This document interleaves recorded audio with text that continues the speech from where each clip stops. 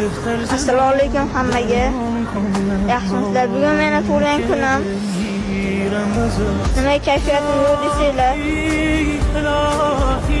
Men bu safar tug'ilgan kunimda oyimsiz o'zimni nishonlayman. Endi hozir o'zimni kayfiyatimni ko'targanim.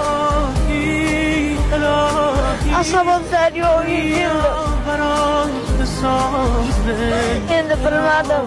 Qanday oyimsiz o'zimni tug'ilgan kunimda nishonlayman.